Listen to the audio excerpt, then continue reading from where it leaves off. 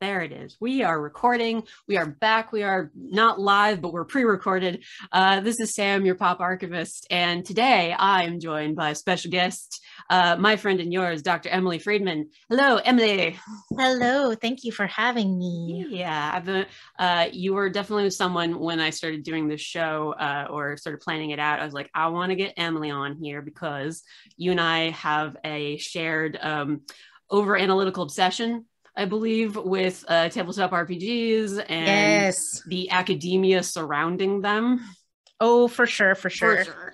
Yeah, because I think we both became aware of each other roughly around the same time because I had written an article about the Cobalt Soul in Critical Role's second campaign.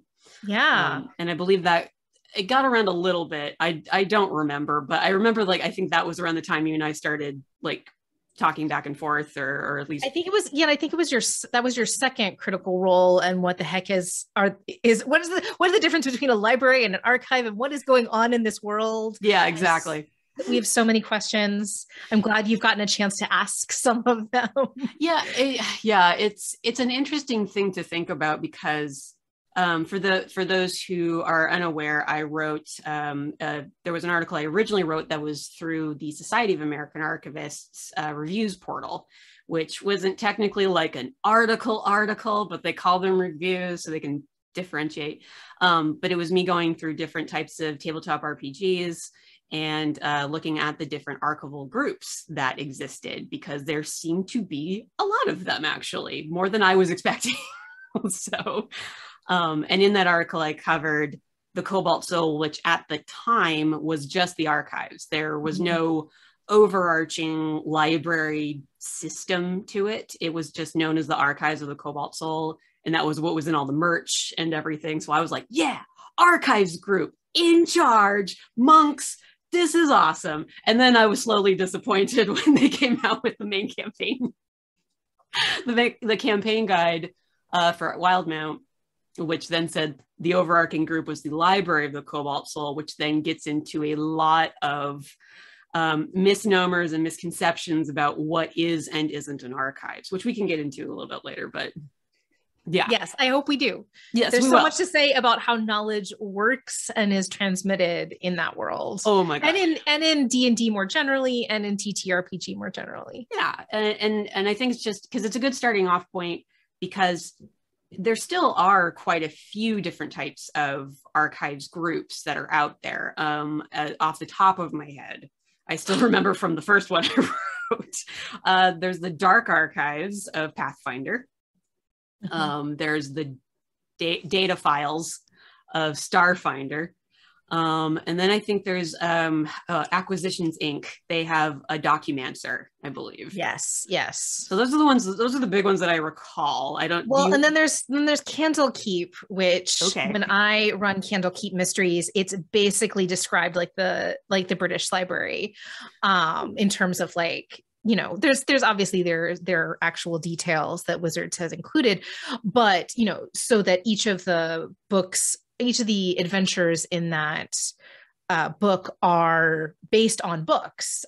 So everything from scrolls to kind of clay tablets and beyond, which is fabulous. And then that ties into, on the other side of, nerdy ass stuff that Wizards does, Magic the Gathering is full of some really weird books and stuff like that. And Ali Alvis, who tweets at Book Historia, has been doing a series of the books and the bookish things of Magic cards. Which is I'm going to be talking to Ali at some point later, at the time of this recording, later this month. I'd messaged her not long ago being like, hey, do you want to come on? She's like, yes, I do. Yes. So amazing. But yeah, so no, it's I am now increasingly, I'm an 18th centuryist by training, but because of what appeals to students and the kind of nature of my own teaching, I've been moving into, and the pandemic, I've been moving into teaching about tabletop role playing and actual play more generally. And one of the, syllabi that's still in development, seeking a course number, is education in TTRPG, because there's a lot of role-playing games that are set in high schools and colleges. Yeah. Like Babs Tarr's Kiss You. Oh yeah, I saw that. Is I think wrapping up its Kickstarter now. And then I teach regularly Spencer Stark's Alice is Missing, which is all about like high school friends and kids on bikes. Yeah. Is, you know, basically Stranger Things. And there's so many more every time, like that list just keeps growing. And then the like repurposing, like by things like Dimension 20 and stuff, of educational spaces for Fantasy High, Misfits and Magic. And they did the Monster Shriek Week. Shriek Week. Oh, so great. Yeah. I loved that whole, like Iffy is probably one of my favorite like guest actors to bring on. But I also loved Gabe as a DM. Yes, like, Gabe is criminally underused. Hopefully that will not be true for much longer. Yeah. And Iffy's great. I mean, Iffy's such a good, I was listening to him speak on with the Three Black Halflings and talking, and he's talked, I think, more explicitly than I think fitting for Iffy, than most actual players, about the fact that like really everybody knows each other, because half or more of the working actual players of a certain generation are coming out of Upright, out of UBC, and so, you know, and are coming with improv training, and you can tell, you know, when someone's coming into the space saying, yes, this is a different way I can be an improv nerd, which is not the only way to successfully play role-playing games, but certainly it is, for the performance side of things, is really prevalent these days. Because one of the things that I think a lot of people also might know you for in terms of online stuff is that you live tweet a lot of actual play shows. You're currently doing Critical Role. What is the name? The Kolak Hyper RPGs, you know, which has some connections to Critical Role, or the origins of Critical Role back at Geek and Sundry.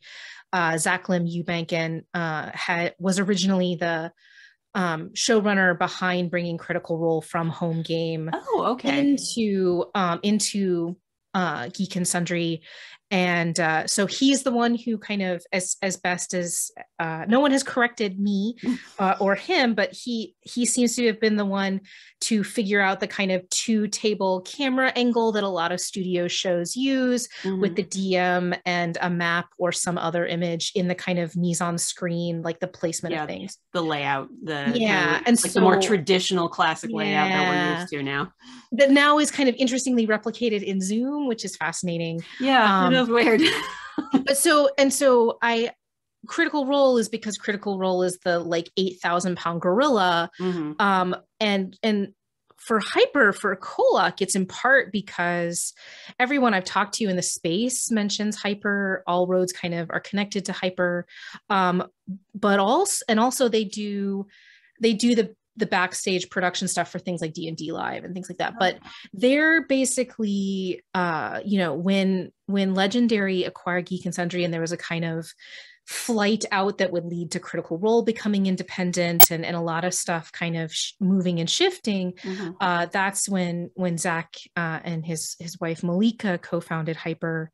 And what's really been fascinating to watch is they took that opportunity to both build up a kind of, you know, service-based part of their company that's doing, you know, the kind of backstage labor, which is very interesting to me, very interesting to a student of mine, Olivia Price, that's working on that this summer. But it's in service of the kind of most ambitious kinds of actual play. So real weird designs so that someone can hop in any week. And it seems almost like performance art to me. Like it's David Lynch. It's performance art. It's also taking advantage of the idea of that I think all actual plays are grappling with, including all the way up to Critical Role, which is a weird unicorn, and it's hard to talk about them in conversation with everything else. But how do you make it so that this ongoing story that you're telling, that's in the longest versions of these can rival soap operas, and even the shortest versions are still, an intense commitment. How do you make it so that you can build an audience and that audience can feel like they don't have to do hours and hours and hours of catch up? Yeah. And some shows have done this by editing. This is the Dimension 20 model of concisely editing things down. So you do a batch of filming and you cut it into the episodes that are the size you need for the run you need. And it's a reasonable, manageable size, and you're telling one coherent story. You might return to that story later on, but you've got a kind of built-in set of beats. But what Hyper has been doing with Kolak week by week, because they have a kind of rotating cast of characters who are constantly in a state of needing to discover new things about the world, we too are rediscovering things about the world. So you might or might not know a particular plot point, but if it's important to the story that's being told in that episode, there's always somebody going, wait, what? Explain this to me. I'm new. Or I've just kind of not come out of a coma, but the supernatural equivalent. And so you're constantly getting reinforcement of the weirdness of this world by having these kinds of outsider characters come in. And it's a little bit stunt casting, and it's a little bit, a lot of people want to participate in this thing. Everyone's kind of a blank slate depending on when they come into the show. Yeah. And you've got a kind of, a show that has an enormous back catalog that you can dip into on YouTube, but you don't need any of it on any given week. And I've been watching this live and tweeting about it in part because it's live tweeting there is about growing an audience, not my audience, but the audience for this piece of work that currently is sponsored by AMC, so, this is a test case, I think, for AMC and for Hyper to see if more stuff like this can get made. So Critical Role brings people to me for an audience. Yeah. Hyper is how I kind of pass the baton on. Pay it forward a little bit. And also, quite honestly, get that kind of, the cast sits down and reads the tweets. It's that, kind of more porous kind of boundary, because there are very few of us that are doing that kind of live tweeting. There are very few of us watching, period. Especially relative to the quality of the damn thing. Because the thing is very much respected. It's a thing that if you know, in the space, which I think is really, really quite interesting, to talk to folks and say, like, you may not be able to do this, but man, those motherfuckers in a 17 by 17 garage in their house are doing it, and they're doing ambitious stuff, and it's a live wire act. And it's the same reason why, before the pandemic, before all of this stuff, I was bopping around to archives and libraries, which I do know are different things. And thank you from the bottom of my heart. Thank you. Indeed. And, beating my head against the lack of controlled vocabulary for never published manuscript fiction produced between 1750 and about 1900. Wow. And collecting it, and I'm learning Dublin core so we can create a good useful database that can go into RDF triples, because I'm the director of this big gateway for peer-reviewed content, commercial and non-commercial, in 18th century studies. Just making all the academics and the archivists just go like, swoon. Yes. I'm at that mid-career moment where projects never die. They just get other people to join the party, and they just keep going. Sure. And you're part of it, but you're one part of it.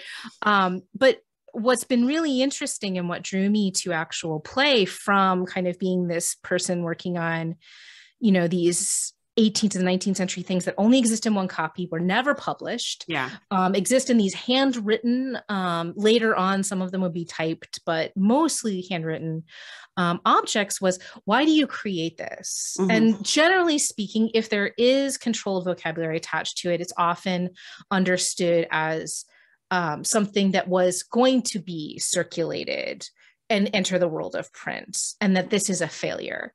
But once I started looking at these objects, many of them don't fit that mold. They literally have on their title page who they're for, or the occasion for which they were produced, or in one case at Schotten House Library, there's a series of these manuscript little miniature periodicals that include fiction and illustrations and all kinds of things.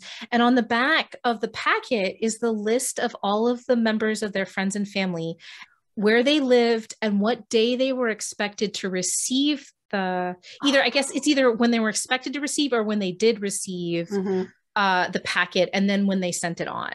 So you can watch over the weeks as this packet would get around. And letters did that all the time. This is just circulation of fiction. There's a beautiful thing that we threw a lot of money at, and New York Public Library helped out at the New York Public Library, 1844, The Adventures of Reuben Rattle. It is a 18-issue fully illustrated novel in parts. And the last part of it was like, I made this for my friends and my family. That's it. There we go. And so, you know, when people ask, you know, why stream, why create these kinds of things, you know, I can see, yes, there's a world that is either tangential to capitalism or totally disconnected from capitalism. I mean, I think it's hard to not be completely disconnected from capitalism with things like Twitch and YouTube. For sure. But in the 18th century, in the 19th century, you know, these things were not relevant. Yeah, they were a little bit more distant from each other in a practical way. Yeah, the medium does matter with these things. But yeah, so I find it really interesting, and I find it at this point in my career very, very interesting to think about not the bestsellers. And I think there's a useful reason to think about why something sells a million copies. But I think one of the stories we haven't told as much is why nope out of that entirely? Why create something beautiful, but not intended for everybody? Yeah. And that's the story of, you know, in Russian literature, that samizdat, that's because of state control. But there are things that the market won't bear. Yeah. And this is, we've told this story as the story of, how 50 Shades of Grey got published, right? It was a Kindle book, right? That straight out of fanfiction.net. Yep. E.L. James was on there way longer than you would have expected.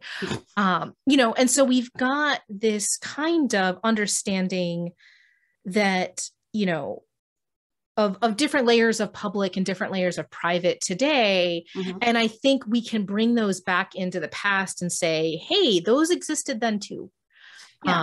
So I both of these things are on the burner as I think about, the blurriness between professional and amateur, how you create things for different audiences. And then, and all these questions about, the trash fire that is late stage capitalism. Yeah. Well, because you and I were talking about this before we started recording. I had asked if you wanted to be known as Dr. Emily Friedman or just Emily Friedman, because there is and you mentioned code switching. There's a professional self that you put yourself out there for that has clout in some spaces, and in other spaces maybe not as much.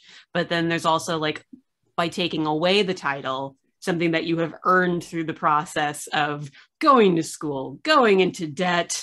The struggle is real, but it's an earned title. And so, like, as I said before we even started, like, you deserve to be credited as such. Yeah, I mean, it's super interesting. And the reason why it's on my Twitter as my, like, display name is because, a couple of years ago, it comes around cyclically, this kind of discourse around using titles. And inevitably, there's a white dude who says, we shouldn't use titles and let's be democratic here. And it's like, well, yeah, because if you walk into the room, no one's going to say, hey, are you another student? But, and I'm aging out of that, I'm starting to not get, the, like, hey, when's the professor getting here? Oh no, she's here.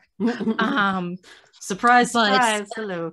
Yeah, but for a long time that was me. It's definitely my younger colleagues. It's definitely my colleagues of color. That if we don't hold the line, then I'm probably not going to lose anything.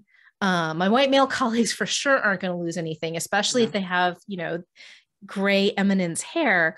But it will undercut my colleagues of color. Yeah. And then, as we were talking about on off mic before we were recording, there's the challenge of then you walk into spaces that are able to be egalitarian because for any number of completely understandable reasons, and also can't hold to the idea of we all have titles here, right? And so you get the theater department, the art department.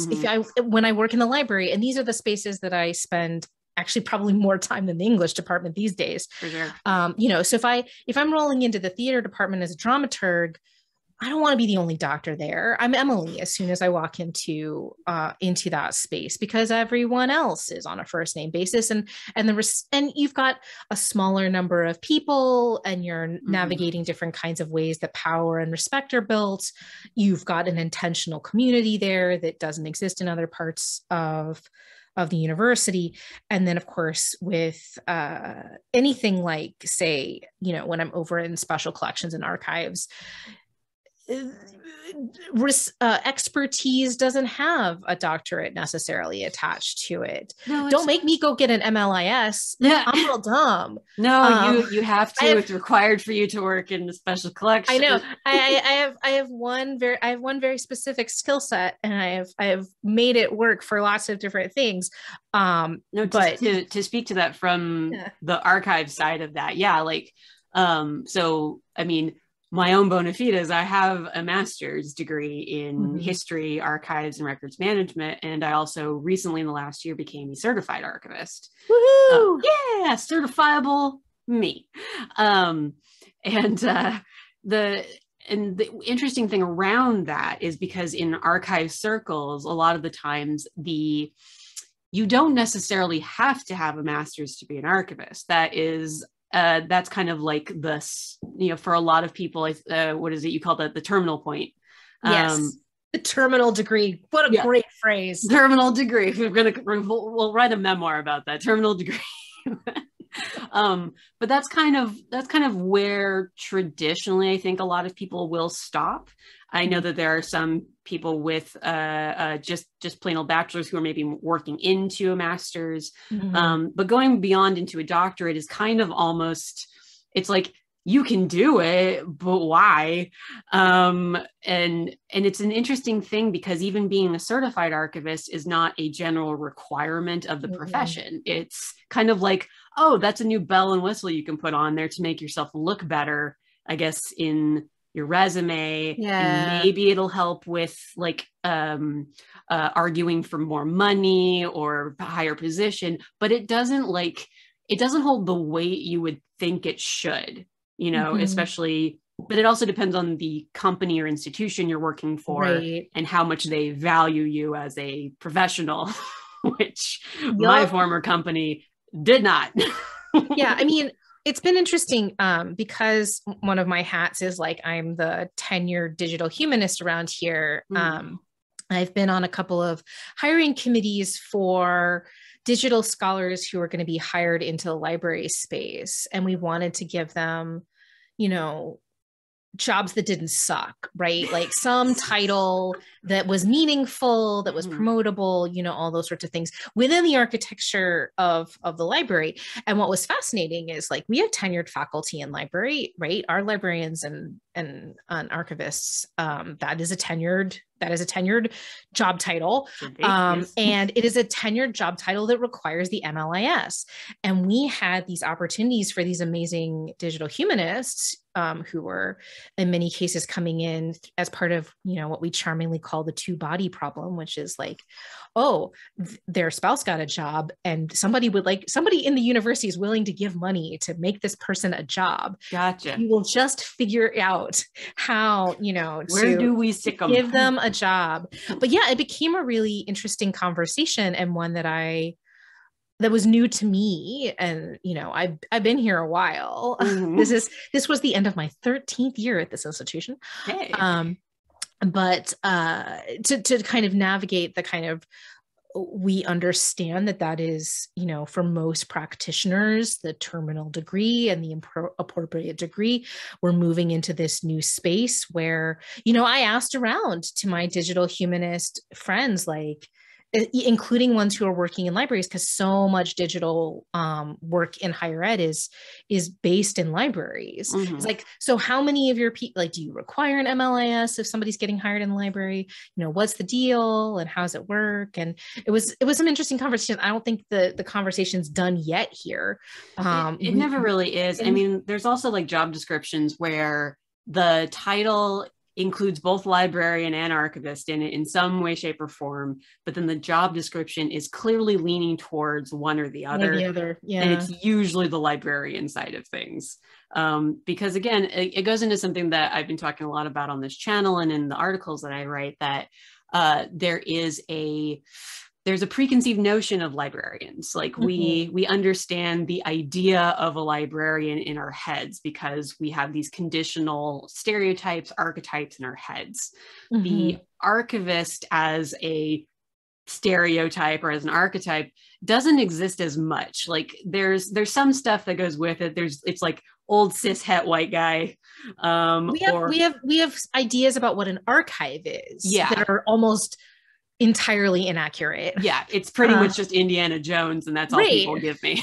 Right. And while that's a great image, that's a wonderful movie. I still love Raiders of the Lost Ark. It haunts me to this day.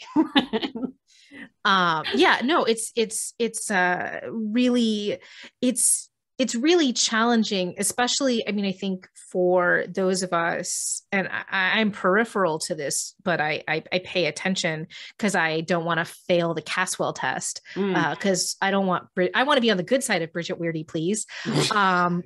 But I think that one of the challenges of critical archival studies is the kind of foundational, like, what is an archive?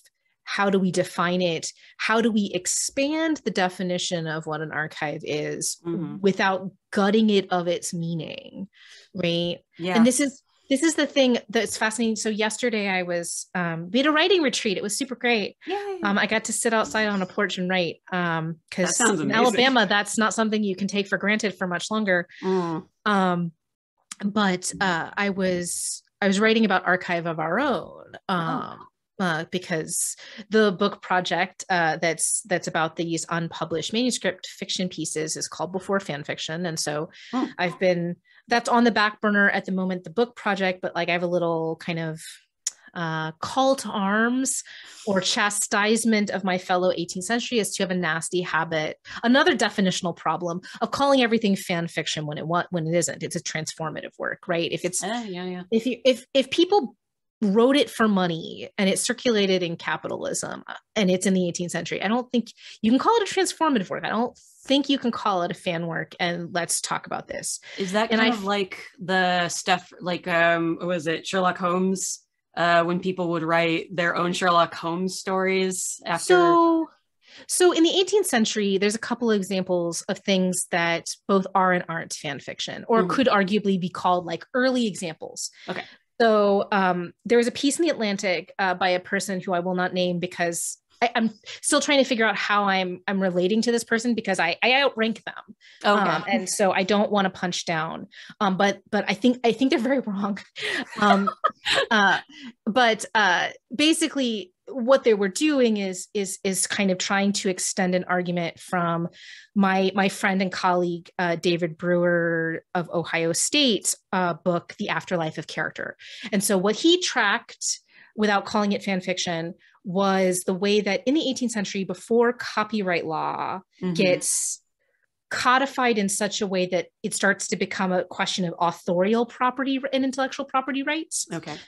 You get this interesting phenomenon of characters kind of leaping out of the pages of their own original work and kind of playing in other people's sandboxes, kind of very multiverse, what we're kind of coming to with the kind of Disney buying everything sort of, I think there was a conversation I saw where it was like Shakespeare and Marlowe, like a lot of those like playwrights would borrow characters or well, I mean, Shakespeare's just stealing his plots from everybody else, for sure. And Marlowe's doing much the same.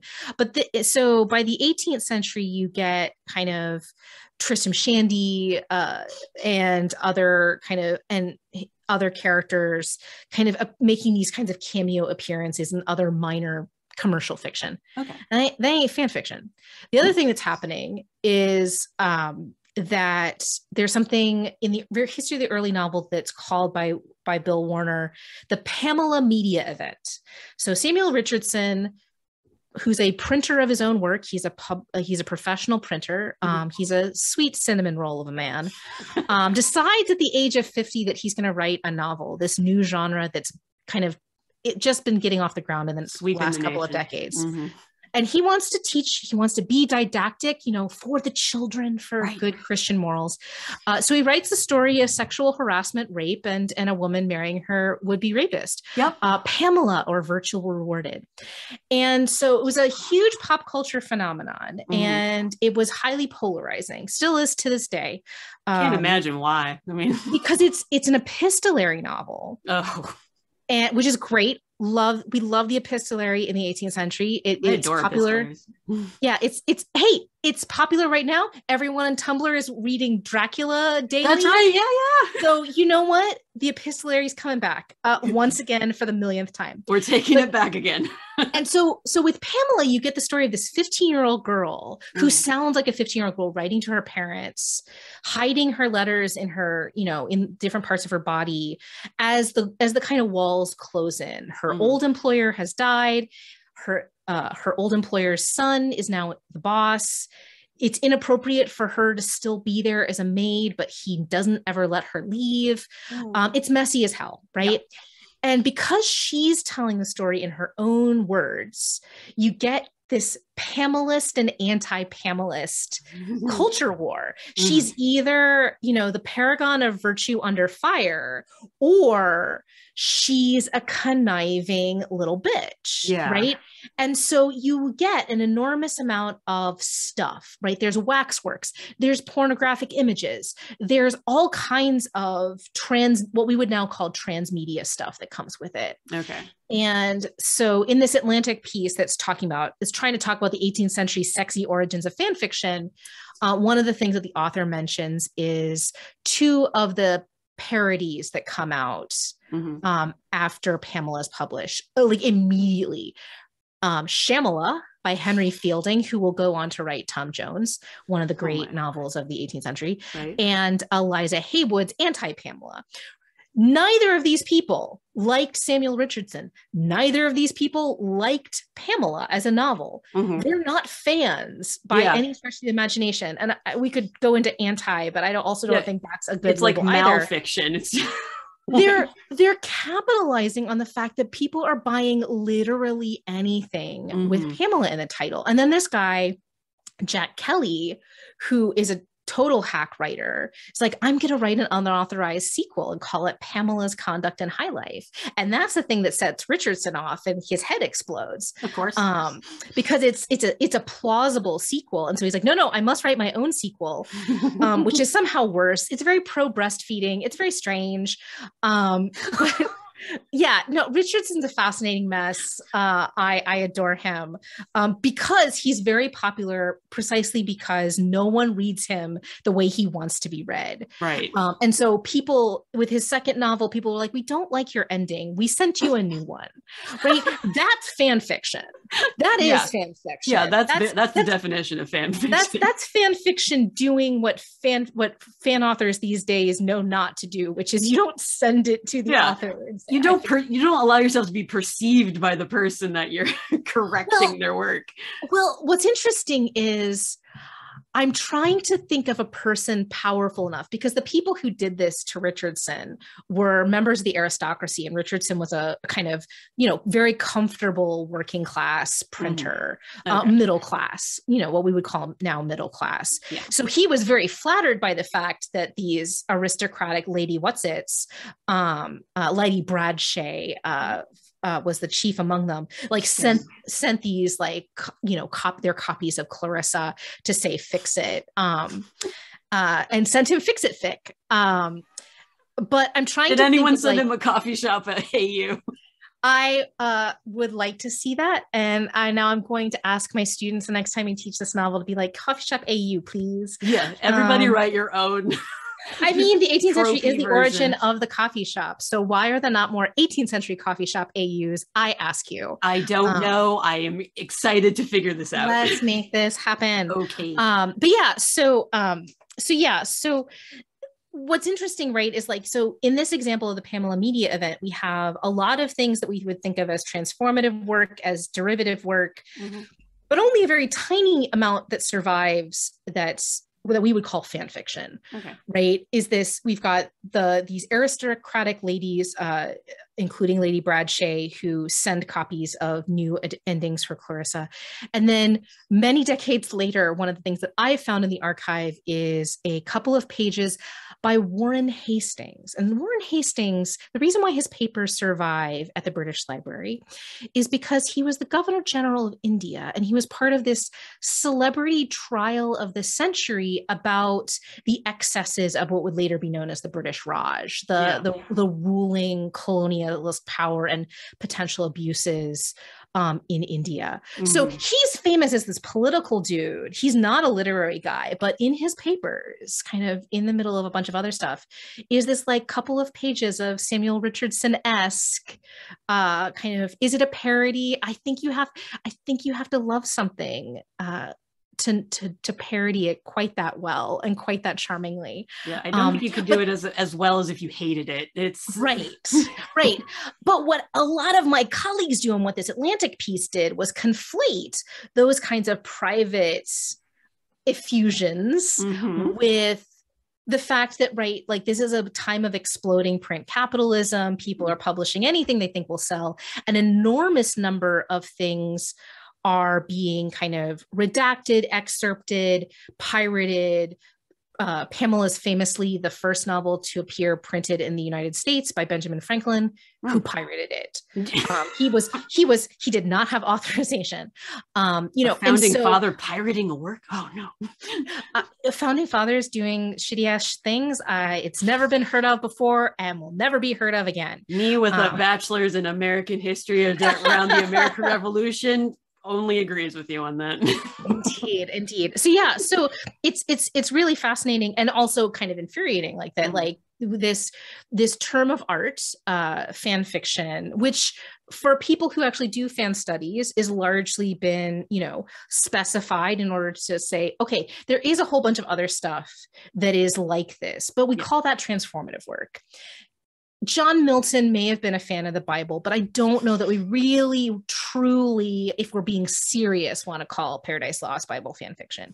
It's funny to do it. Sure, yeah. Don't get me wrong. I love it. But I think that at a certain point, we're in danger of, especially in literary studies, we're in constant danger of erasing other people's fields. Archival studies is one of them. Fan studies is one of them. And of course, the big bad is, we are in danger of Columbusing all of, kind of race and ethnic and critiques of settler colonialism. There also seems to be kind of when people outside of, I guess, these general communities, or even within them, because there's always those circles, it always feels like it's reductive. They're trying to downplay the actual, in much the way that I find with TV shows and movies, sometimes they are reducing the amount of work that actually goes into the creation of something. Yep. That fan works, transformative works are still an act of creation. that it's not like they just sat down there and were just like, I got like 10 minutes, I can crank this out. But it's in a lot of ways as someone who has written fan fiction, it's a labor say of we love. all. So yeah, say we all. So say we all. Like it's a labor of love in those ways that you are trying to explore your creativity, expand maybe your ability to write, which is what fan fiction did for me a lot. Was it helped me find voice. It helped me work on my vocabulary, my grammar, which I'm still kind of, I like a comma in places a comma maybe doesn't belong sometimes. I mean, God bless betas. I had better betas when I was writing fan fiction than I do sometimes having editors like look at my scholarly pieces with care and attention. Yeah. I mean, I'm still trying to drop a semicolon in there sometimes. I'm just like, is this where this goes?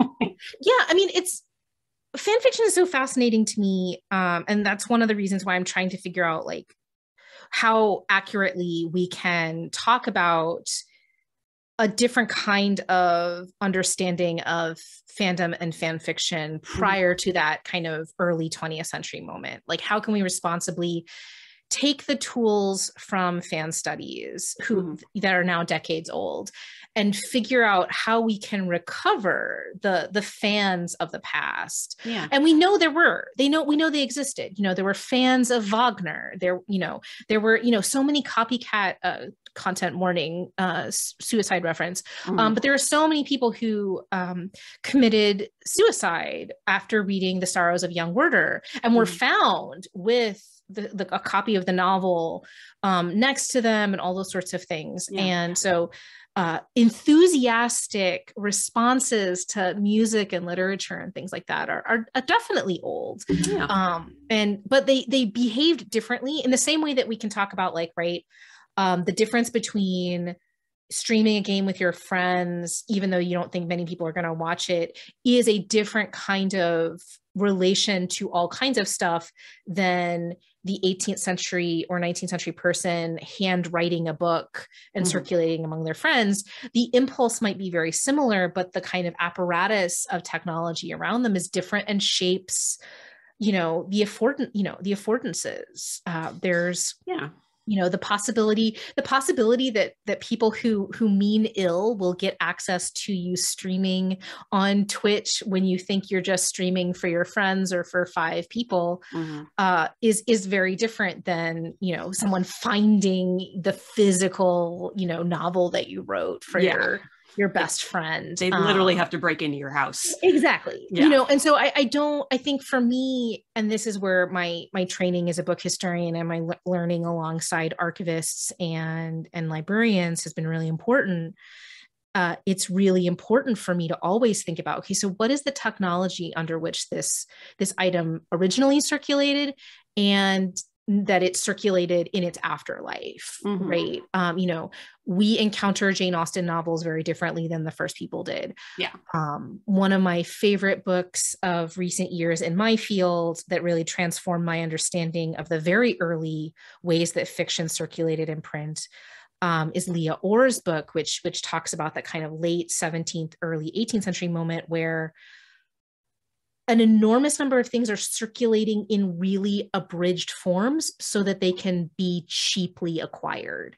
So the idea that people were reading, lots of people knew the story of Don Quixote, or as the British say, Don Quixote, but very, very few of them read it in full. They had a little mini version in addition to it being a translation. Yeah. There was, I mean, serialization was such a big thing. I mean, the whole thing with Charles Dickens, pretty much all of his stories were serialized in I don't remember, newspapers or magazines. Flash, right. Jump forward a century and all of a sudden you're in this world where things have to get much bigger because for 2 reasons. One, Dickens wanted to keep getting paid. Yeah, so he got paid by the word or something like that. He kept having those fucking cliffhangers because he wanted to keep the story going for months on end.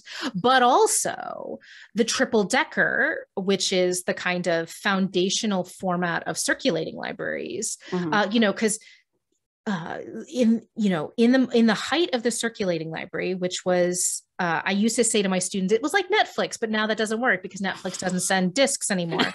And Netflix might not exist for much longer. Possible. But the idea of you paid a membership fee to get access to this physical space, and depending on how much you subscribed for, you could check out a certain number of volumes. Mm-hmm. And a triple-decker novel is great because it means three different households mm-hmm. can have access to the story simultaneously, and the book can circulate in that kind of way. So, I can check out volume 1 while you've got volume 2 going, and hopefully you finish volume 2 and return it before I'm, chomping at the bit to get volume 2 after finishing volume 1, and so on and so forth. The Netflix, the Hollywood Video blockbuster mm-hmm. kind of model. Yeah, exactly. Mm-hmm. So it's interesting, right? So what an accessible version has meant over time of fiction has changed. Mm-hmm. So you've got that Leah Orr saying, like, the most accessible were these really cheap, really short abridgments. You jump forward over a century, and it's the most affordable is either subscribing to a periodical or reading it in a coffee shop, mm-hmm. Or waiting for it to be bound up into these triple deckers and being part of a circulating library that you can then pay a modest fee, because books are luxury objects. Until very, very recently in their history, books were like books that we think of as like big chunky boys are luxury objects that would have cost people an enormous amount of kind of a working person's incoming wage. So they weren't buying them. They were accessing them in different kinds of ways. One of the things I always tell my students now when we're doing things like the 18th century novel, which I teach a lot when I'm not asking students to watch really long actual plays, is the audiobook is a completely legitimate way of accessing these texts. These texts were, for the majority of people who are reading them, heard out loud. Like one person would be reading them and everybody else would be kind of multitasking. Mm-hmm. And I've been listening to Phoebe Reads a Mystery since it started in the pandemic. And what's been really fascinating to me is like, it has opened up for me some books that I'm familiar with. I've read before, I've read Dracula, I've read The Woman in White, but I didn't pay attention in the same way that I do when someone reads it out loud to me and it's in kind of more manageable bite size, which has been very cool. I mean, there are still books that I can't deal with. Like, she's reading Moby Dick right now, and I'm like, nope. Bye. See you in 100 billion chapters when you're done with this experience. It's so weird. Like, I remember, because I had to read Moby Dick in high school. I think like a lot of people did. God, really? Oh yeah. It was part because I was in an honors English program in high school, and so this was, I think, maybe my junior year, maybe my senior year, but I remember my teacher at the time, she would go through and she'd give you kind of like a minor history lesson before you even read the book. So like one of my favorites that we actually ended up reading was Crime and Punishment. Good old Fyodor Dostoevsky. Gotta love Dostoevsky. Oh yeah. I do say that is not my favorite Dostoevsky, but finish your thought. For sure. Yeah. So like before we read Crime and Punishment, she took us through like the philosophy of Nietzsche and like how it folds into Crime and Punishment and in his works for the most part. And so like for Moby Dick, she was like, okay, let's talk about a book that's more than a book. And it's just kind of like going through like, it's a history of whaling. It's just whales in general. Like, let's go through this. Like, it's not just a novel. So it was really interesting how we went through like Melville's work, because we then read a short story of his called Billy Budd, that we also then went and saw the opera for, because it's one of the rare English operas.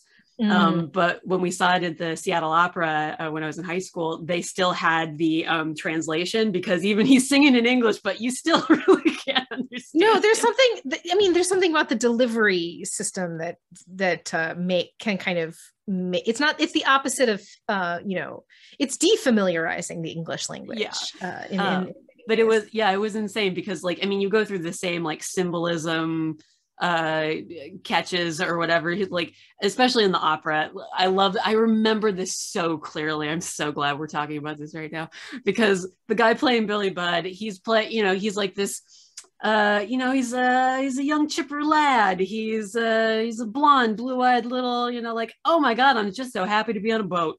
And so there's this one moment in the opera. He comes out of the below the ship, comes out on deck.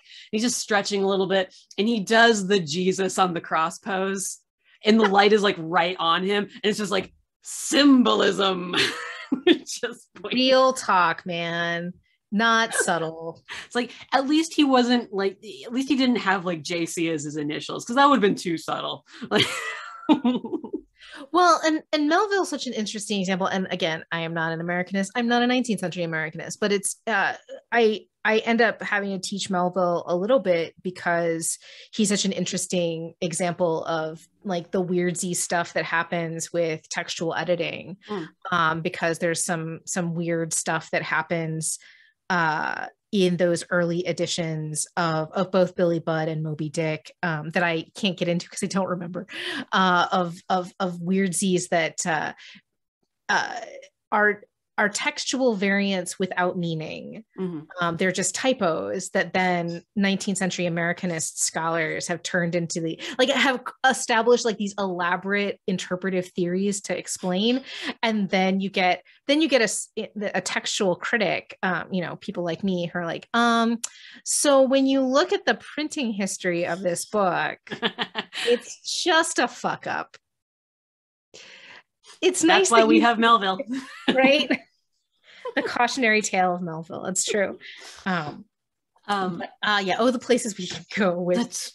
Off from reality. So we've been kind of dancing around these topics, and for good reason, because I think a lot of it goes into, again, like what I said at the beginning, like we're overanalyzers. We look at stuff that we like and we like zero in on it, and we want to talk about in and around it, how things relate to it.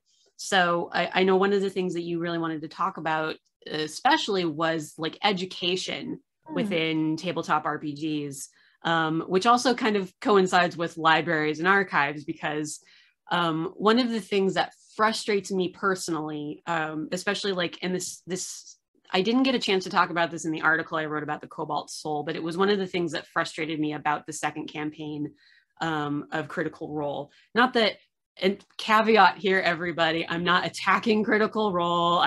There's a whole faction of the critter community that really just takes any kind of criticism as a personal attack, but it's not. I was like, from my perspective, this is just a frustration point.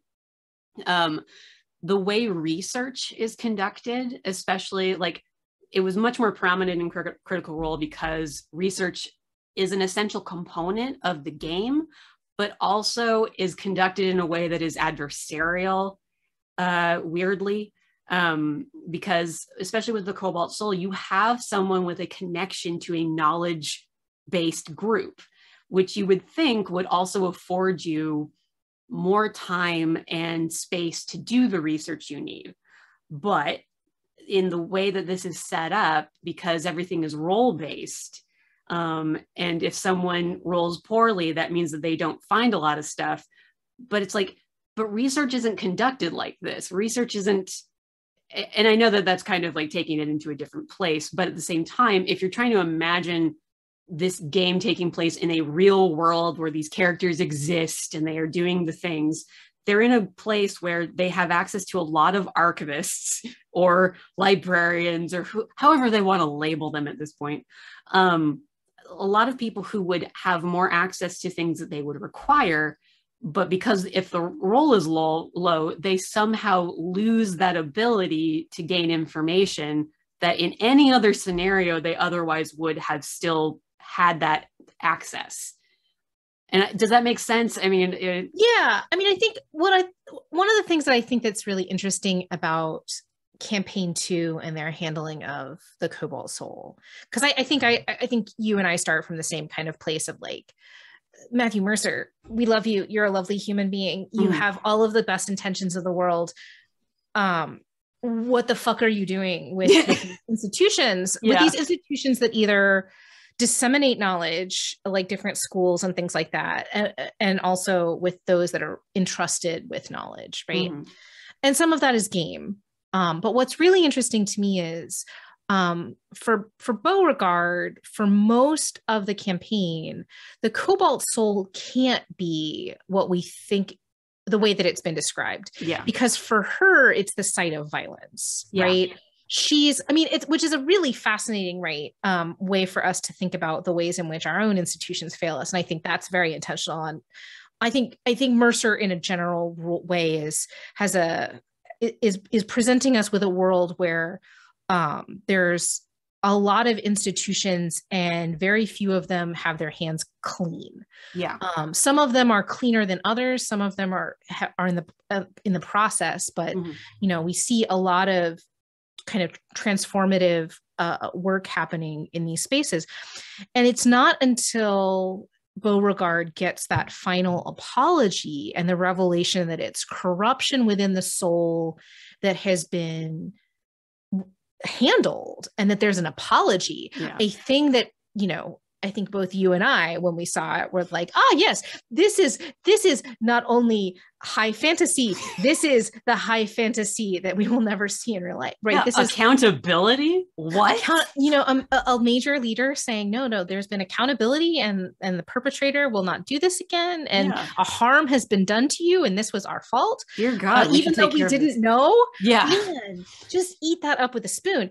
And so I think it's really interesting to think about, the way that the Cobalt Soul is depicted in Campaign 2 is we are seeing it through Beauregard's eyes, in the same way that we're seeing the Cerberus Assembly through Caleb's eyes, although Caleb is right, and Caleb is accurate to think that in the ways that he does, although then he becomes part of that educational system. It's either not Soltris Academy, or it doesn't have to be, right? So there's something to be said about the way that the academy starts out as the initial destination, right? Ford wants to go there. Yeah. He's trying, like the first boon the party gets is they twist an arm and they get a letter of introduction. Oh yeah. Jester makes that one magistrate, write a letter of recommendation.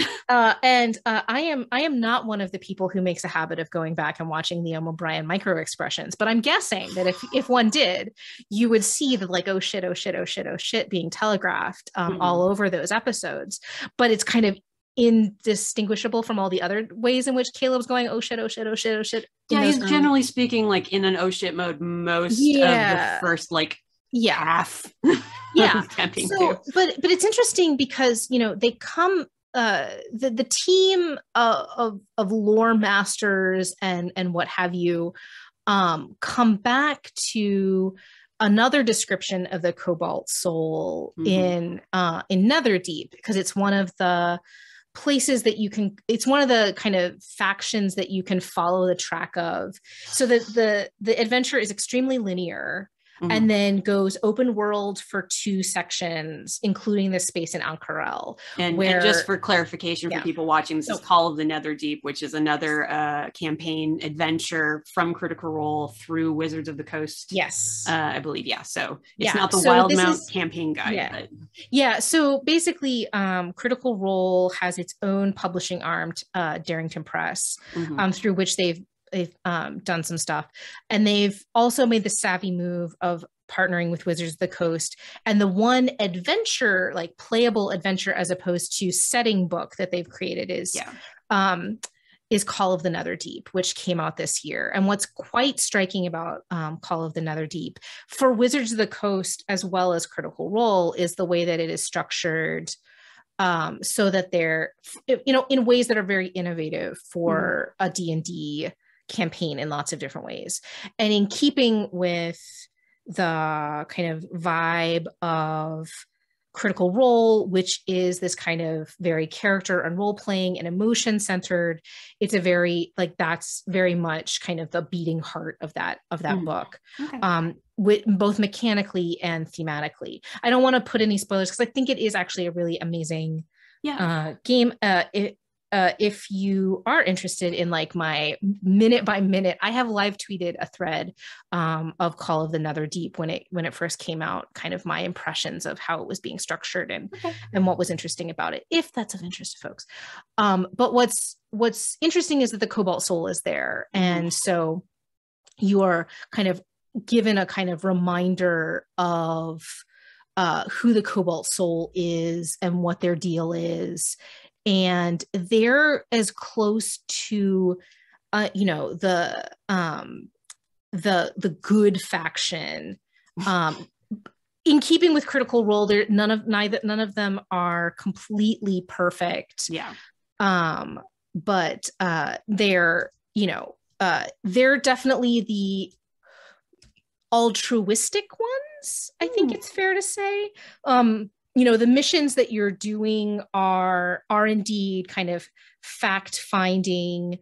They are described as scholars, priests, and ascetics who have been drawn to the cause of truth and knowledge.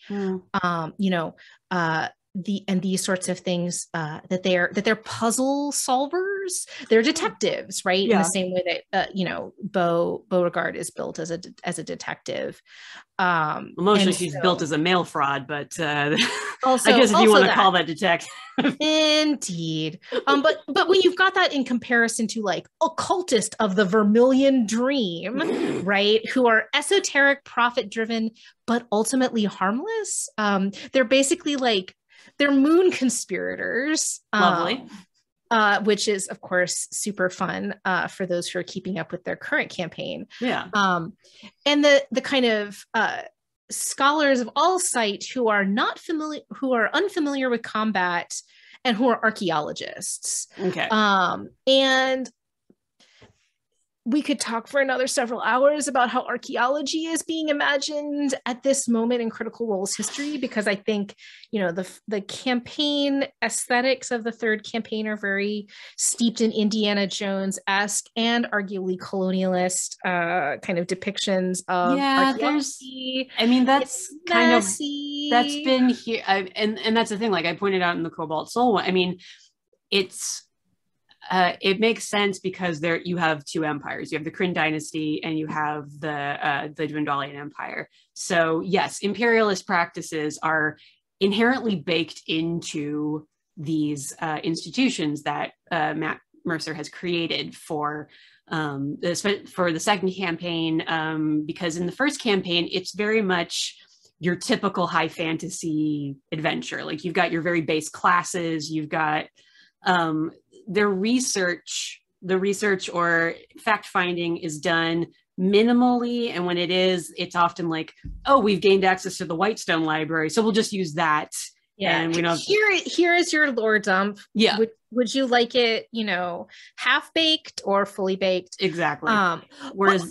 He's the distrusting of knowledge is not something that happens in campaign one. No. The distrusting of authority or the weirdness of authority, right? Because like it's always interesting to me that the moment of kind of the movement towards democracy in Amman, and it's not real democracy, but it's like closer to democracy, is when the Chroma Conclave hits. Yeah. Like, yes, the king has stepped down. Oh, look, over there, 5 giant ancient dragons are going to. They don't care for your democratic process at all. We assume that Whitestone has had an easier time of it, but of course that's off screen. We don't watch that democratic process happen because creating democracies are not role-playing, are not Critical role-playing fodder, at least up to this point. That's more of a Matt Colville kind of structure for a campaign. But it is interesting because in campaign 2, it really feels like there was this abandoned arc, because you have up to the point, and obviously spoilers for Critical Role here. Seasons 1, 2, 3, whatever. All the spoilers. I shouldn't have to, but I think it's just implied here that there's some spoilers. Let's be honest. The only people who are listening at this point are the people who are like, let's talk about this. Go. Because the whole thing with campaign 2 is like, I get it. He's, Matt's trying to go through like these stories about cycles of violence and how they can happen externally and internally. And the Cobalt Soul and the Soltris Academy are the exterior institutional violences that both Caleb and Bo have to deal with. The problem then becomes, you have presented these kind of like villainous institutions to a degree, more Solstice Academy than Cobalt Soul, until we learn about the evil Archivist, who's the only Archivist we knew. who is then responsible for the kidnapping and bribery and blah. I have a lot of opinions about how the archivists all seem to be corrupt. Yeah, well, and it's interesting, right? Because the alternative that we get in campaign 2, the researcher who's like, moon's haunted, no one is the object of Caleb and Beauregard's complete like derision. Yeah, that derision is a good word. Yeah. Right. And so they're mocking him to his face, basically. Right. So Moon's haunted, will come back to bite them all in the ass now, because they didn't pay attention last time. And by God, the moon's going to get haunted and it's going to do something. Percy just shows up with the bad news, like, moon's haunted. But yeah, so but it's interesting, right? Like that there's, and this is one of the things that I noticed a lot about Netherdeep was like, where are the alternative structures for education? And then in the most recent episode of Critical Role Campaign 3, we get a kind of lyceum that's not publicly funded, but in theory open to the poorest of the poor kind of educational space that is highly like controlled in terms of access for the protection of children, but still like it takes, a reasonably high charisma check for the party to get in. And so I find myself thinking about like, so what is the ideal structure for how education should work in this space, right? Yeah. Like and is there any high intelligence character that we have seen who's actually had a good educational process? And it's like, well, is it Percy with his tutors? Well, I mean, the rest of his life did not go so well. And it's his tutor that he has to murder, right? Yeah. Like as part of his revenge plot. So that's not a good example. And the Soltris Academy, like, it seems to have done right by Caleb, but it also made him vulnerable to this highly specialized training, which we're led to understand is separate from the academy, that he's plucked from the academy for this highly specialized training, but that the academy is being used as this kind of training ground. Yeah. And so also that it's a really open secret. Like there are other people who kind of know that everybody knows that the doing. child soldiers are being made. And Caleb is now, apparently going to spend the rest of his life not creating an alternative educational institution, which I think a lot of fans hoped or thought he might, but instead work within the system in the same way that Beauregard is working within the Cobalt Soul. And that parallel construction, and again, we're talking about role-playing games, right? Yeah. We're talking about a world that's being built, kind of the train tracks are right ahead of the train as a general, in terms of these kinds of character choices and things like that. Yeah. But the emerging parallel, and it'll be interesting to see what they do. I'd be shocked if they don't get an animated series. So, I think about this as Liam O'Brien has said, as the writer's room, right? This is the first stab at stuff, and more parallels and things will be drawn. But I think if we think of a part of the Cobalt Soul was part of the violence done to Beauregard, but Beauregard can still be a monk of the Cobalt Soul and be a reformer.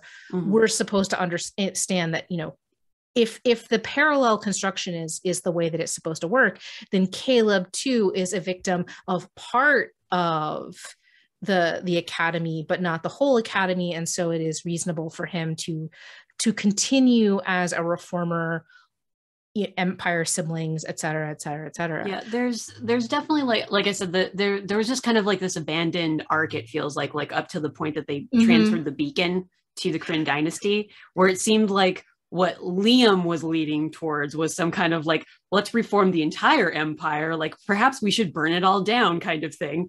Right. Which would have been interesting. But I feel like with campaign 2, what happened was there was a lot of big ideas that people were working with or experimenting with that never came to fruition because one, probably Matt could not deal with that kind of fallout of creating a new system of government. Because I don't know. I think that could have happened. I think that could have happened. I think it is the challenge. I'll put the narratologist hat on, because that's what I do a lot when I talk about Critical Role, is think about how narrative structures work. It's if campaign 1 is a highly linear campaign, as many first campaigns are, and this is, after all, it is a long campaign because it was 3 years before they even started airing it. But it's highly linear, right? Like boss, bigger boss, ultimate boss. Quest to find item to kill bigger boss, quest to find more items to kill bigger boss. And so, I think that it's also very common for subsequent campaigns that a DM runs to be these kinds of open world, especially for home games, and the challenge with an open world is you either impose, you either land a meteor in the middle of that. And I think that Lucian would have ultimately, in some way, shape, or form, been that meteor strike. For whatever bullshit these people were going to do. The first thing they were offered was a way into the formal military structure as kind of mercenaries, which would have been a very Vox Machina move. I mean, Vox Machina, the shits were functionally mercenaries, right? We just didn't see their mercenary years on camera. And so they rejected that. And understandably, that's a big pivot. But I think it was a legitimate pathway forward that might have gotten them closer to kind of Rex and Trum and the seats of power and these kinds of things. Are these players who are especially interested in that? They're being given the opportunity again in campaign 3. Right.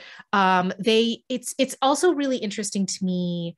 And I don't want to say it's a one-to-one parallel, but I think that there's some interesting mapping that could be done about what Wizards books are coming out or are in development at any given moment in relationship to what's happening in Critical Role.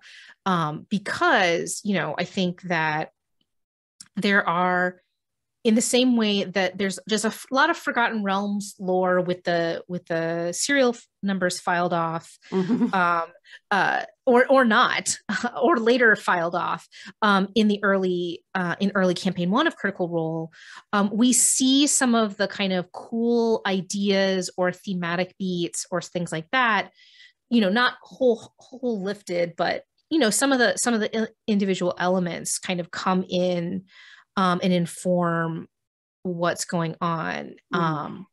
Because Matt Mercer's reading this stuff, I don't think that's debated. I don't think he's going to tell. I don't think if I asked him, or if you asked him, or if somebody on Twitter asked him, he would say, "Oh no, I keep myself separate from all the stuff that Wizard of the Coast is." I don't read anything D&D related at all. He's buying the minis, and he's playing other games and things like that. But we can see a little bit of not only Netherdeep's open world construction, which of course we know he had a hand in.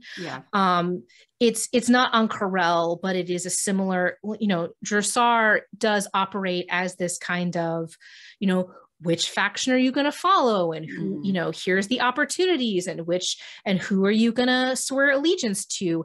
And this group of chucklefucks has decided that they're going to be extremely emotionally intelligent, extremely supportive, extremely open, and they're going to imprint upon the Batman Beyond-esque Lord Eshtaros as a kind of, and so they have a base that the Mighty Nine never had, and they have a certain amount of trust, even though we also have, basically as traumatized or more traumatized people than the Mighty Nine, right? Orem is a widower.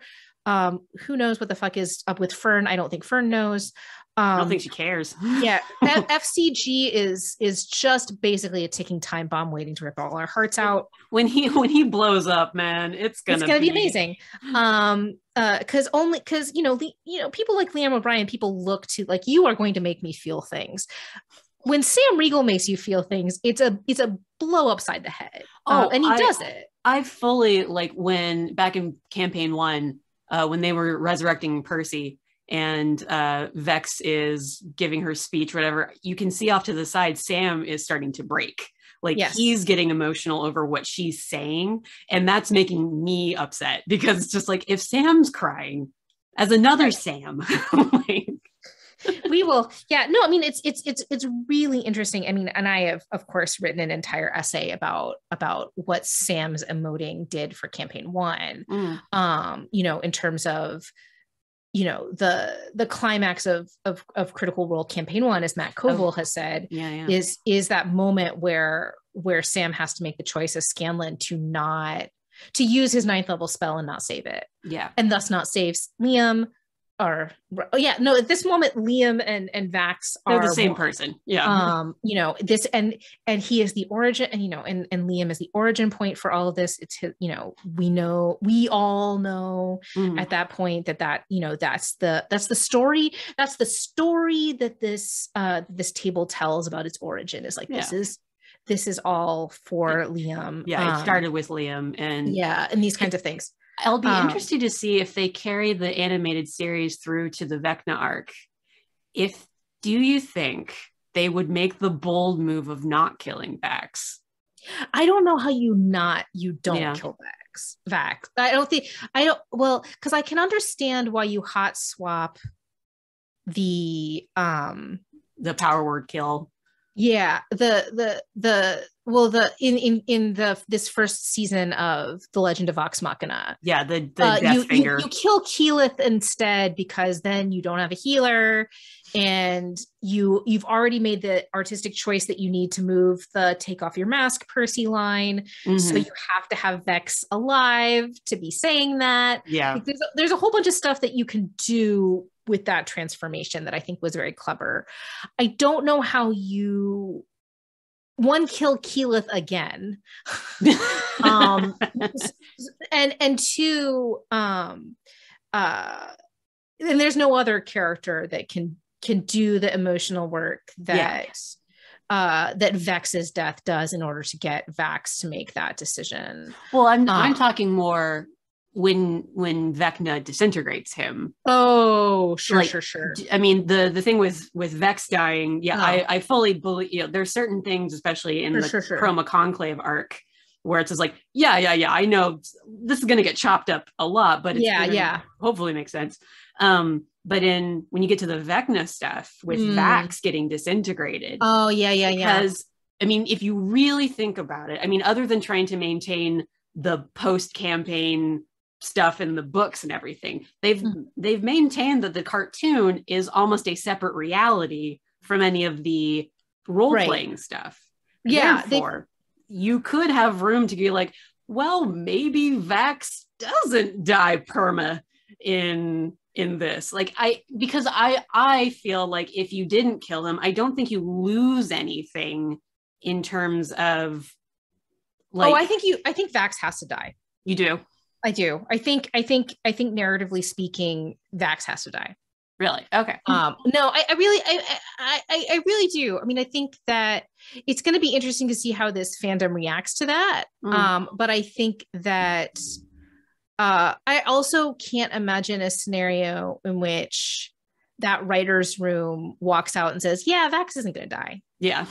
Well, you know, because I don't think that's, I mean, I think that death it's the only permanent, it's one of 2 permanent deaths and the only permanent death that we're going to see in the animated series. For any number of reasons. And I get that it's like a permanent consequence of like the bittersweetness of victory, and they've canonically established Vax's transformation into the champion of the Raven Queen. So if you're buying these other, like, yes, it is a separate it is a separate world, and they can take certain kinds of narrative liberties, but I can't imagine them completely off-roading from the story they're telling in, say, the Tal'Dorei Guide. I forget what it's behind me. I should remember. But, you know, everybody zoom in on the Tal'Dorei Reborn. There we go. That's it. But yeah, so I mean, I can't imagine, you know, that would be, I can't imagine them off-roading that far. Be a step too far too, because but I do think that, you know, I think that it's narratively, it seems like it's narratively important. It's a death that matters. It's a death that is meaningful and has consequences. And it's not something that you replace very easily without, I mean, there's a whole Lego set that falls, you know, that doesn't make sense, you know, in a world where Vax lives. Yeah, if you remove him from you know, that. Yeah. And so if the goal, which I think is part of the goal of the animated series, is that if someone wants to come back into the space of the weekly show, you can use it in that way. Then because Keyleth is the character that has persisted and I guess will persist. Like thousands of years. Yeah, exactly. I mean, she's because level 20 druids are the fucking best. So, you know, she's going to be around in the world of this, of Exandria and being referenced constantly. And so to change that part of this persistent character story, I think also is a radical transformation. And that, so this is where you can see me doing the thing where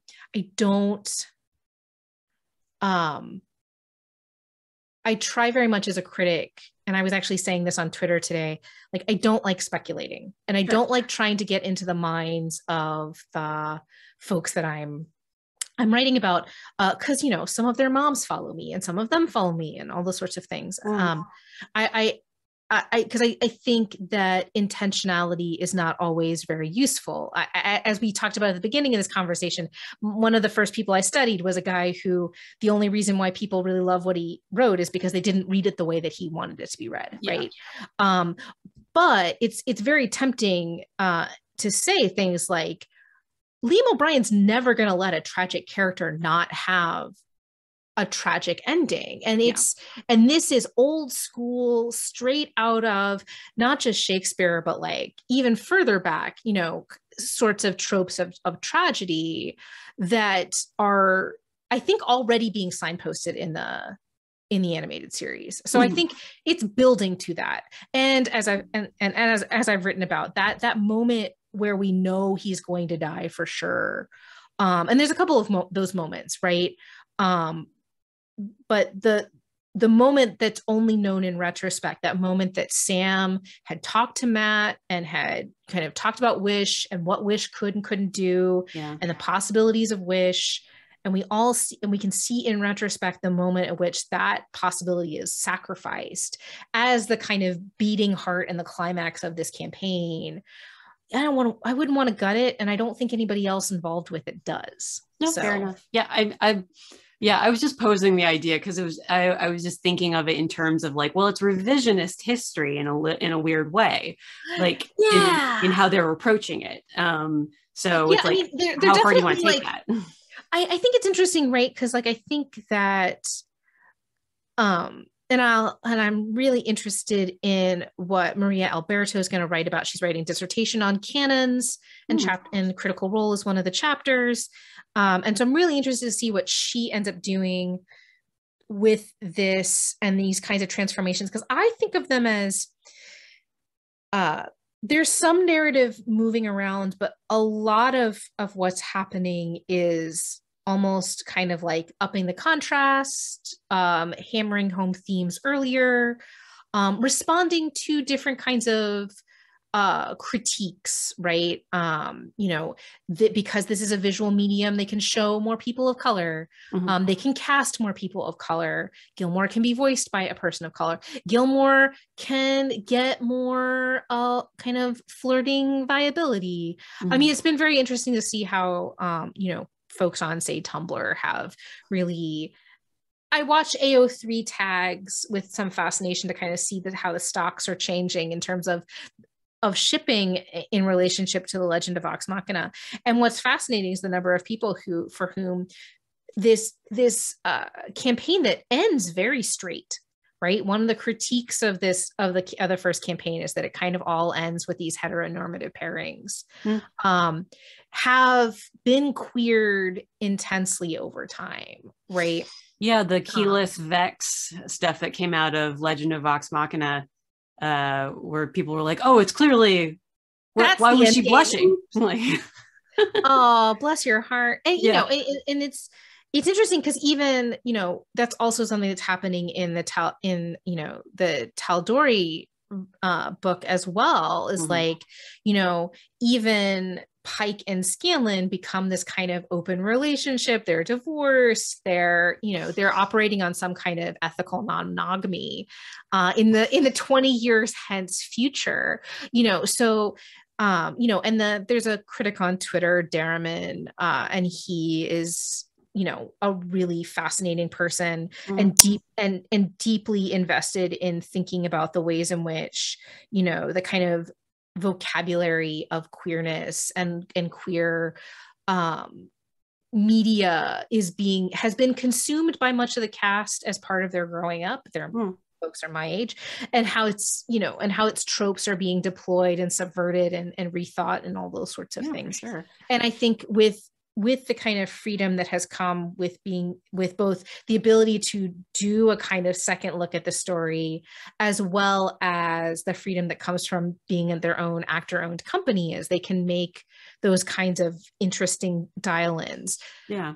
None of the end game is going to change, but it's going to be interesting. And so it's going to be interesting to see how that new cadre of fans, some of whom kind of know that they're being kind of resistant readers, that they're very explicitly doing this against the grain. And I think some are not familiar with the source material and not interested in the source and how do we talk about source material? That's a very complicated.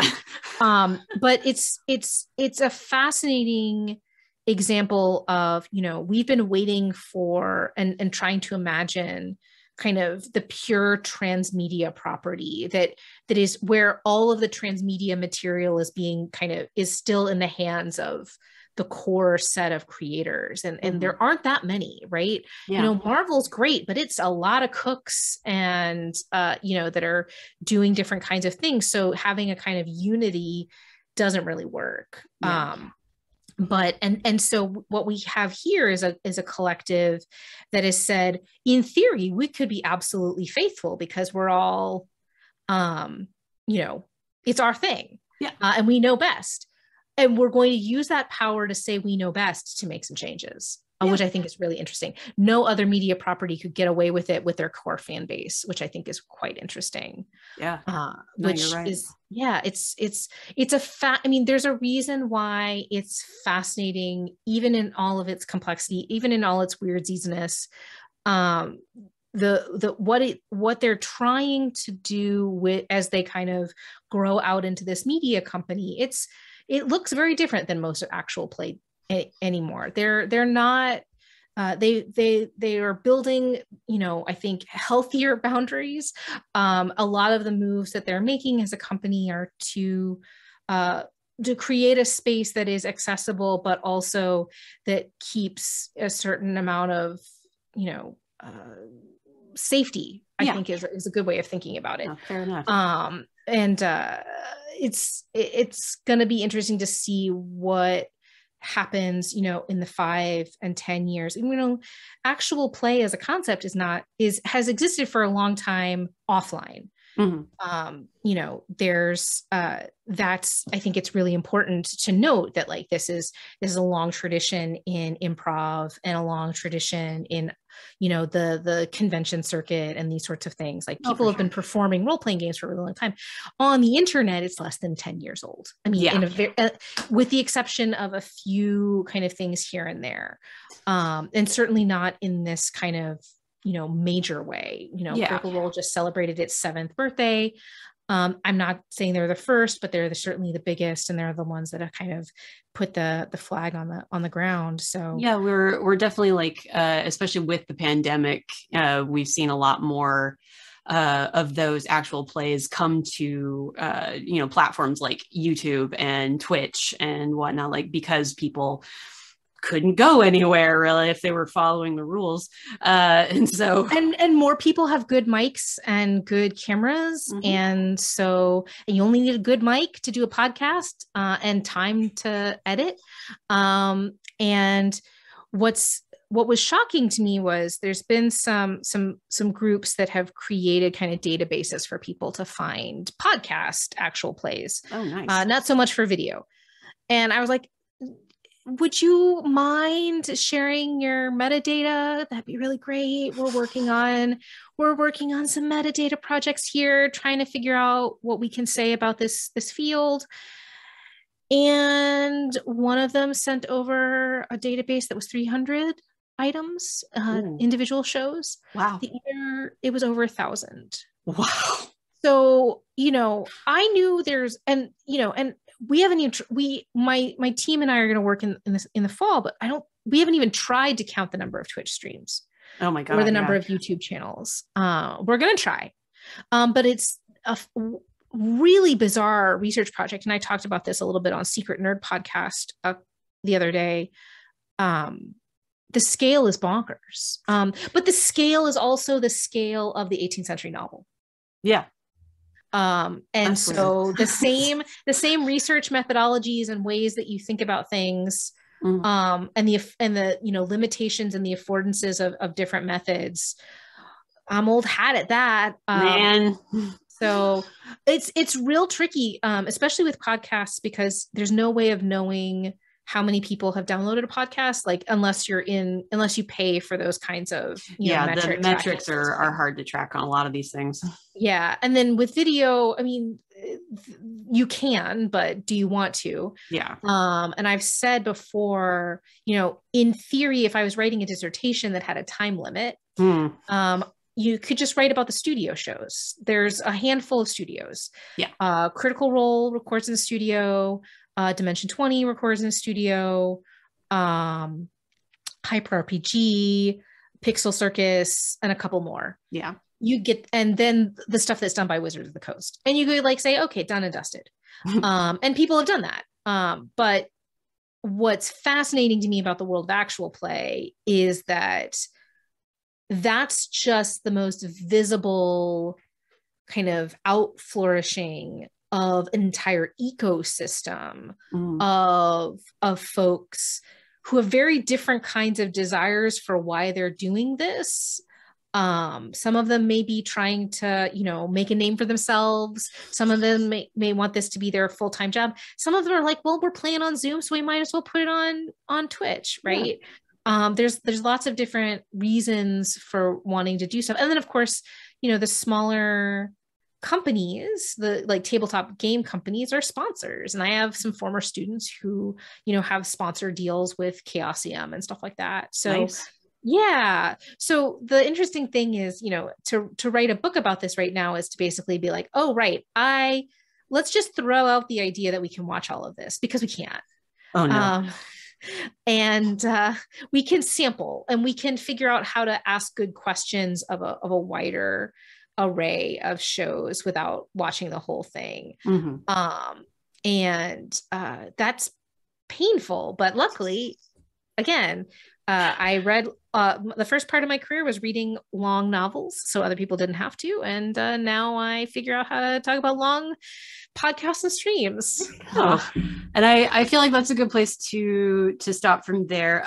Yeah, I feel like we've only scratched the surface. You're gonna have to come back on here. We're gonna have to talk some more about. Happy to do so. Yes, because this is like the sampler episode. Yeah. So if you'd like to see more of a particular thing, you can tweet me at Fried. That's fried with an E. There we go. So I will put your Twitter. Is there a website that you would want people to go to? Yeah, I'm ecfriedman.com. You will always find me there, no matter where I wander in the world. And you can find me at my 2 official Instagrams, depending on which part of this conversation you're interested in. If you are interested in the old books part and the manuscript fiction, you can find me at manuscript fiction on Instagram. We are currently documenting our brand new printing press here at Auburn University. And if you're interested in the role-playing game stuff, you can find me at Critical Prof on Instagram and on YouTube, where I vlog my role-playing game classes for an audience of tens of teachers who are interested in the process of how do you teach tabletop role-playing games. Sweet. I will link all of that stuff in there. As for myself, if you would like to tweet at me, I am at darling_Sammy, SAMMY. You can also just go to Pop Archives, pop-archives.com. It is a website where I write about the depiction of archives and archivists in pop culture. Several articles are dedicated to TTRPGs, a couple about Critical Role, one about the Adventure Zone, which I know I left out Graduation, but nobody listened to Graduation, so who cares? I listened to Graduation, by God, and I'm not just saying this because I just played with Travis McElroy earlier this week. Oh, did you do that for Jasper's I game? did. The highly successful, currently the most successful of the games this week, Pancake Game. Highly recommend. It's actually, I would say, I do not say this of all things, but it's a highly watchable little 3-hour stream. Well, then I'll link that in there because they'll probably have it up on YouTube by that point. Yeah, and we're talking about more pancake games in the future. So yeah, more pancake. I just want to eat pancakes now. So. But yeah, so you can go to Pop Archives, like and subscribe to this channel. Hopefully, maybe whatever you want to do. This is for, if it's for no one else, it's for me. So that's what I appreciate. So Emily, thank you so much for coming on. And like I said, we're gonna have to have you back so that we can talk about other stuff, because for real, no, it's been amazing. This is awesome. No, always leave them wanting more. There's lots of little bits and pieces, but yeah, it's great. Yay. And yeah, thanks everybody, and bye. Bye.